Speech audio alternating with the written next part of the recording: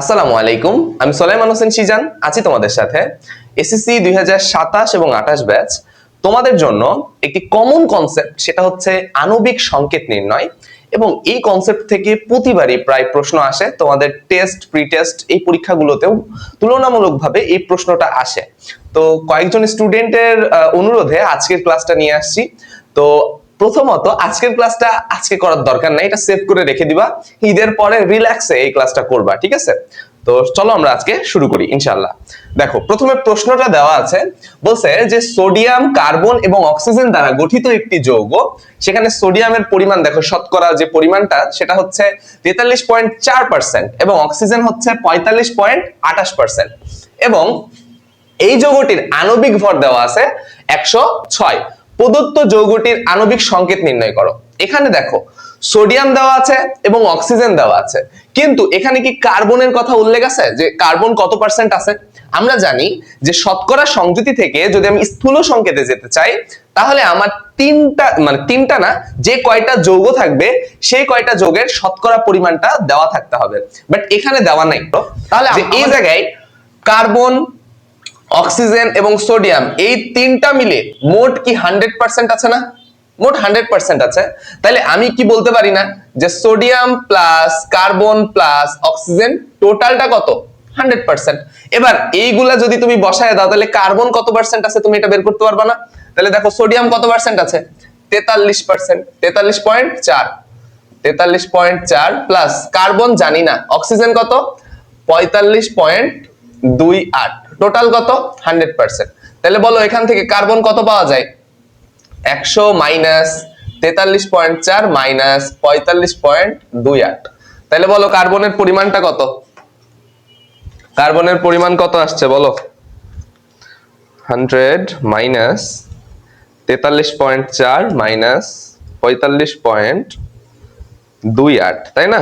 তাহলে আসছে হচ্ছে 11.32, 11.32 এত পার্সেন্ট। তাহলে কার্বন কত পার্সেন্ট পাইছি আমরা একটু লিখে রাখি এখানে। কার্বন পাইছি কত? 11.32%। এটা আমরা লিখে রাখবো, ঠিক আছে? আমাদের একটু জায়গা লাগবে, যার কারণে আমি কার্বনের পরিমাণটা এইভাবে বের করলাম, বের করে আমি এখানে লিখে রাখছি, ঠিক আছে? এগুলো এখন মিশাই দিচ্ছি, ওকে? আচ্ছা, তাহলে দেখো আমরা সবার শতকরা সংযুতিটা পেয়ে গেছি, ওকে? এটা কিন্তু অনেকবার অনেক বোর্ডে আসছে এই প্রশ্নটা, ঠিক আছে? এইজন্য হিউজ টাইম আসছে, এটা লিখে রাখছি, ওকে? এবার আসো, আমাদের প্রথম কাজ কোনটা বলো? আমাদের প্রথম কাজ হচ্ছে সবার যে শতকরা সংযুতিগুলো আছে তাদের পারমাণবিক ভর দ্বারা ভাগ করা, ঠিক আছে? তাহলে ভাগ করি চলো। দেখো কার্বন, এই কার্বনের কত বলো? 11.32%, সরি, ডিভাইডেড বাই কত বলো তো? 12, তাই না? কার্বনের 12। এবার অক্সিজেনের কত আছে? অক্সিজেনের হচ্ছে 45.28, এত পার্সেন্ট। পার্সেন্ট লেখার দরকার নাই এখন, তুমি চাইলে লিখতে পারো। আর কত? 16, অক্সিজেনের 16। এবার সোডিয়ামের কত? সোডিয়ামের হচ্ছে 43.4 ডিভাইডেড বাই কত? সোডিয়ামের 23। আমরা এদের ভাগ করলাম, ঠিক আছে? কি করলাম? এদের নিজ নিজ নিজ নিজ পারমাণবিক ভর দ্বারা কি করছি? ভাগ করেছি, তাই না? ভাগ করে। তাহলে ক্যালকুলেশন করি এবার, যে 11.32 ভাগ কত? 12, কত আসছে? 0.94, 0.94। তারপরেরটা কত আসছে? 45.28 ভাগ 16, কত আসছে? 2.83। তারপরে 43.4 ভাগ কত? 23, কত আসছে? 1.88, তাই না? এরকম আসছে। এবার এই তিনটার মধ্যে আমি বলি, এই তিনটার মধ্যে যে আমি ভাগ করছি এদের পারমাণবিক ভর দ্বারা, এদের মধ্যে যে সব থেকে ছোট, ঠিক আছে, যার ভাগফলটা সব থেকে ছোট, সেই ছোট ভাগফল দিয়ে আবার সবাইকে ভাগ করতে হবে, ঠিক আছে? তাহলে ক্ষুদ্রতম কে বলো তো? এটা, এটা না এটা? অবশ্যই এটা। তাহলে এইটাকে নিয়ে অবভিয়াসলি তোমাদের সকলকে ভাগ করতে হবে। তাইলে ক্ষুদ্রতম, সবচেয়ে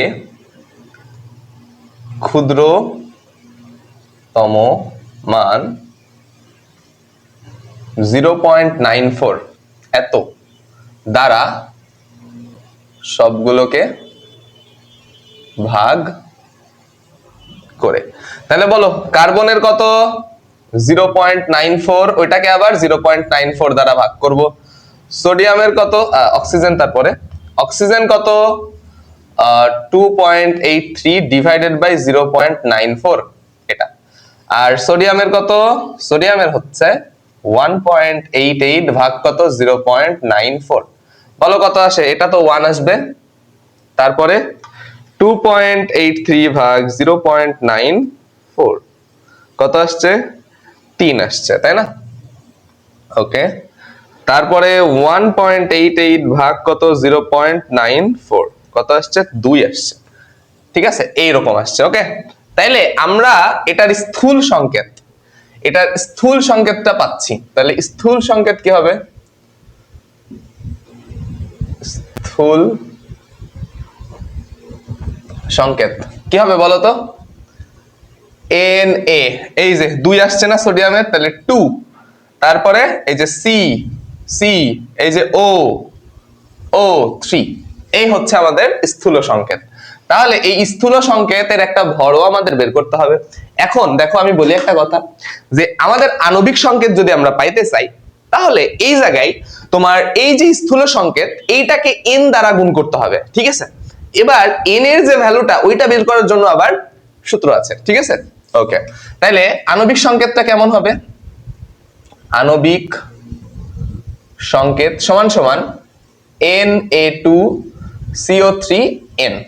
এই যে n, এই n এর ভ্যালুটা তোমাদের বের করতে হবে আবার, ঠিক আছে? তাহলে চলো আমরা প্রথমে n ইজ ইকুয়াল টু কি হতে পারে সেটা লিখি, সেটা হচ্ছে যৌগের আণবিক ভর ডিভাইডেড বাই স্থূল সংকেতের ভর, ঠিক আছে? এই হচ্ছে বিষয়। তাহলে বলো এই যে যৌগের আণবিক ভর, এই যৌগটির আণবিক ভর দেওয়া আছে না 106, ঠিক আছে, দেওয়া আছে, এই যে 106 বসাই দিলাম, ডিভাইডেড বাই স্থূল সংকেতের ভর, এটা কি আমরা জানি, স্থূল সংকেতের ভর কি জানি, এটা বের করতে হবে। তাহলে স্থূল সংকেতের ভরটা বের করি, স্থূল সংকেতের ভর সমান সমান কত বলো তো, সোডিয়াম আছে না Na2CO3, তাহলে এটা বের করো, সোডিয়ামের কত 23 × 2, ঠিক আছে, প্লাস কার্বনের কত 12, অক্সিজেনের কত 16 × কত 3, এবার ক্যালকুলেশন করো, সবগুলা ক্যালকুলেশন করবা, 23 × কত 2, ঠিক আছে, প্লাস 12 প্লাস কত 16 × 3, তাহলে কত আসছে, ওই 106ই আসছে, তাই না? তাহলে 106ই আসছে। তাহলে স্থূল সংকেতের ভর যেটা, এটা এই লাইনটা পরে লিখবা, ঠিক আছে? তাহলে স্থূল সংকেতের ভর ওইটাই আসছে, তাহলে মান আসছে কত 1 আসছে। তাহলে বলো তো এই জায়গায় কত হবে, অতএব আণবিক সংকেত সমান সমান কত 1, যেহেতু আসছে আমরা এখানে বসাই দেব Na2CO3, এখানে কত আসছে n এর ভ্যালু 1, তাহলে আলটিমেটলি এটা কত আসে Na2CO3, ঠিক আছে? তাহলে এটাই হচ্ছে আমাদের সেই কাঙ্ক্ষিত আণবিক সংকেত। দেখো টোটাল ব্যাপারটার একটা স্ক্রিনশট নিয়ে নাও তো, টোটাল বিষয়বস্তুটা একটা স্ক্রিনশট নিয়ে নাও। এই প্রশ্নটা খুবই ইম্পর্টেন্ট, ছোট প্রশ্ন হলেও এটা একটা প্রয়োগমূলক প্রশ্ন, খুবই ইজি, বাট এই প্রশ্নটা প্রতিবারই ইনশাআল্লাহ আল্লাহ সহায় থাকলে এই প্রশ্নটা প্রতিবারই দেয় ইনশাআল্লাহ। তো সবাই এই প্রশ্নটা ভালোভাবে প্র্যাকটিস করবা, এবং আমরা মনে করি যে যেগুলো সহজ সেগুলো আমরা পারি, এগুলো করার দরকার কি, বাট এই জিনিসটা মনে রাখবা যে সহজ জিনিসে বেশি ভুল করার পসিবিলিটি থাকে, ঠিক আছে, কারণ ওই যে প্র্যাকটিসের অভাব। ঠিক আছে, বুঝতে পারছো? আশা করছি টোটাল ক্লাসটা তোমরা বুঝতে পারছো। তো সবাই ভালো থাকো, সুস্থ থাকো, আজকে এই পর্যন্তই। ধন্যবাদ সকলকে। সবার ঈদ অনেক সুন্দর কাটুক, এবং সবাই প্রচুর মাংস খাও, ঘুরে বেড়াও, এনজয় করো। পড়াশোনা এখন স্টপ, জাস্ট রিল্যাক্সে থাকো, পড়াশোনা হবে ঈদের পরে ইনশাআল্লাহ। সবাই ভালো থাকো, সুস্থ থাকো, আমার জন্য দোয়া কইরো। ঈদ মোবারক, আসসালামু আলাইকুম।